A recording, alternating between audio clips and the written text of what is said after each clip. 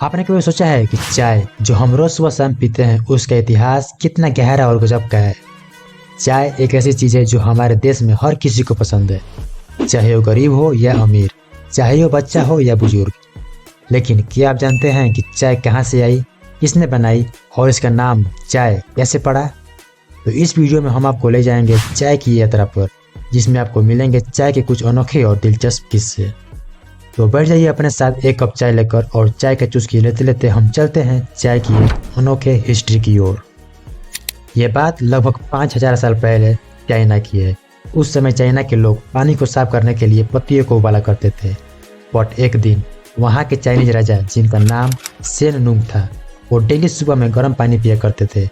तो हर दिन की तरह उस दिन भी राजा के लिए पानी उबाला जा रहा था। अचानक किसी पौधे की कुछ पत्तियां उस पानी में आकर गिर गई और उस पानी का कलर चेंज हो गया। उस पानी से एक अलग ही तरह का खुशबू आने लगी। जब राजा ने उस पानी को पिया तो उन्हें बहुत अच्छा लगा, उन्हें रिफ्रेशिंग फील होने लगा, उनका मूड सही हो गया। तभी राजा ने सेवकों से बोला, ये पत्ती कौन से पौधे की है, इससे अभी ढूंढो, क्योंकि मैं अब हर रोज इसी पत्ती का उबाला हुआ पानी का सेवन करूंगा। और सेवकों ने उन पत्तियों को ढूंढ के राजा के पास लाया और उन पत्तियों का नाम चाइनीज लैंग्वेज में रख दिया चा। और तभी से चीन की आम जनता ने भी इसका सेवन करना स्टार्ट कर दिया एज अ रिफ्रेशिंग ड्रिंक। तो इसका मतलब चाय की खोज चाइना ने करा था, वो भी 5000 साल पहले। तो हम इंडियंस को इस चाय के बारे में कब पता चला, आइए अब हम ये जानते हैं। देखिए, जब चाइनीज लोगों को ये चाय के बारे में पता चला, वो लोग इस दुनिया के सारे कंट्री से इसे छिपाए रखे, इससे as a secret recipe treat करते थे। वहाँ के आम लोगों को यह सख्त मना था कि इसके बारे में कहीं भी कुछ भी चर्चा करने के लिए।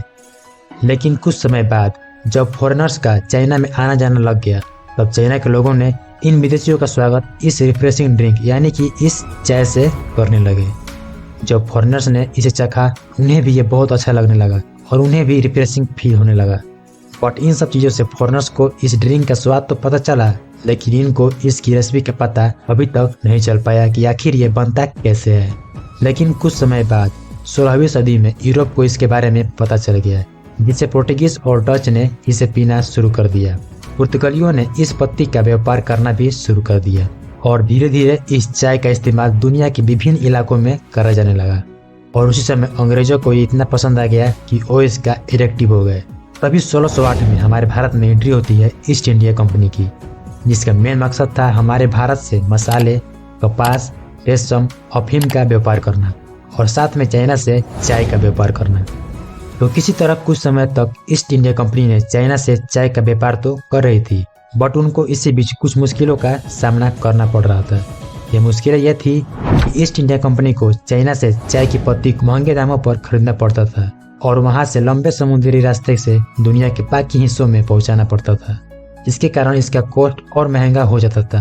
तो इन्हीं समस्याओं का समाधान निकालने के लिए अंग्रेज चाहते थे कि ये खुद इसे भारत में उगाए, ताकि ये चीनियों का झंझट खत्म हो जाए। बट इसमें भी एक और रुकावट थी, चाय का पौधा कैसे उगता है और इसे बनाया कैसे जाता है। हालांकि इस चाय का एक नस्ल भारत के असम में ऑलरेडी यूज में ली जा रही थी, बट ये बात अंग्रेजों को पता नहीं था। खैर, इसके ऊपर हम आगे चर्चा करेंगे कि चाइनीज चाय और ये असम में उगने वाली जंगली पौधे का क्या कनेक्शन था। बट उससे पहले हमें यह जानना होगा कि ये अंग्रेजों ने चाइनीज चाय को भारत में उगाने के लिए क्या तरकीब निकाली। तो इसके लिए ईस्ट इंडिया कंपनी ने एक ब्रिटिश बोटनिस्ट को एक अंडरकवर एजेंट बनाकर चाइना में भेजा, जिनका नाम था रॉबर्ट फॉर्च्यून। सबसे पहले इन्होंने अपना वेशभूषा चाइनीजों की तरह बदला, फिर उसके बाद इनका एंट्री हुआ चाइना के उस जगह पर जहाँ चाय की खेती होती थी। रॉबर्ट फॉर्च्यून वहाँ कुछ दिन तक रहे और चाय के बारे में सारी नॉलेज ली कि चाय को कैसे उगाते हैं, इसे कैसे बनाते हैं और कौन से चाय के पौधे बेस्ट है। और साथ में उस चाय के बागान में काम करने वाले वहाँ के मजदूरों से अपना परिचय बनाए, ताकि चाय के पौधे के साथ साथ ये उनको भी भारत में ला सके, जिससे भारत में चाय उगाने में मदद मिले। और कुछ दिनों बाद रॉबर्ट फॉर्च्यून की मेहनत रंग लाई। वो वहाँ के शासक की आंखों से बचकर वहाँ से चाय के कुछ पौधे, बीज और मजदूर को भारत में लाने में सक्सेसफुल हो गया।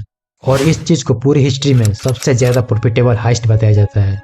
जब रॉबर्ट फॉर्च्यून इन सब को लेकर इंडिया आया और बारी थी यहाँ इसे प्लांटेशन करने की, तो ईस्ट इंडिया कंपनी ने रॉबर्ट फॉर्च्यून और चाइना से आए मजदूरों के देखरेख में असम में ये प्लांटेशन करना स्टार्ट कर दिया। लेकिन तभी इनको कुछ मुश्किलों का सामना करना पड़ गया।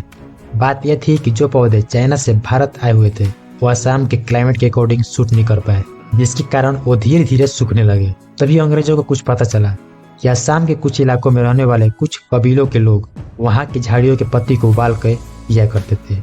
जब ब्रिटिशर्स ने उन पत्तियों पर रिसर्च करा तो उन्हें पता चला ये एक जंगली चाय है जो चाइनीज चाय का एक नस्ल है। फिर क्या था, जो रॉबर्ट फॉर्च्यून ने चाइना से चाय उगाने की बीज और तकनीक सीख के आया था, उसने अपना यहाँ पर तिगड़म लगा के यहाँ असम में चाय के पौधे उगाने में सक्सेसफुल हो गया और उसके बाद हमारे भारत में चाय की खेती स्टार्ट हो गई। एक समय के बाद भारत ने चाय की पैदावार में चाइना को भी पीछे छोड़ दिया। खैर यह तो हुआ कि चाय की शुरुआत कैसे हुई और यह चाय इंडिया में कैसे आई। अब ये जानते हैं कि ये चाय इंडिया के लोगों में इतना फेमस कैसे हुई और लोग इसे इतना पीना शुरू कैसे करे। ये बात है 1900 की, जब इकोनॉमिक डिप्रेशन आया और वर्ल्ड वार शुरू हुई, जिसके कारण जितने भी टी यहाँ बनती थी उसका एक्सपोर्ट कम हो गया, जिसके कारण अंग्रेजों को एक आइडिया आया जितना भी टी यहाँ प्रोड्यूस हो रही है उसको यहीं इंडिया में एडवर्टाइज और प्रमोट करा जाए, क्योंकि जितना भी ये इंडिया में पॉपुलर होंगी उतना ही ब्रिटिशर्स को प्रॉफिट मिलने वाला था।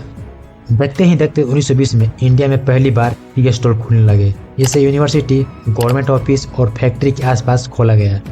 इसके चलते इन कैफे में हर सेक्शन के लोग जैसे स्टूडेंट्स, वर्कर्स, पॉलिटिशियंस सारे जाकर बैठने लगे और साथ में इसे ट्रेन में, बसेस में और भी जगह बेचा जाने लगा और धीरे धीरे ऐसे ही चाय इंडिया में भी फेमस हो गई। और आज चाय इतना पॉपुलर है कि इसकी वजह से लोग MBA, BCA, BCom करने के बाद अपना चाय का स्टॉल खोल रहे हैं और अपना रोजी रोटी इनसे चला रहे हैं। और जिसके पास थोड़ा ज़्यादा पैसा और दिमाग है वो इससे अपना लाखों का बिजनेस चला रहे हैं। तो ये थी चाय की पुरानी हिस्ट्री। अगर आपको ये वीडियो अच्छा लगा तो इसे आगे जरूर शेयर कीजिएगा। तो मिलते हैं ऐसे ही एक और नए दिलचस्प किस्से के साथ।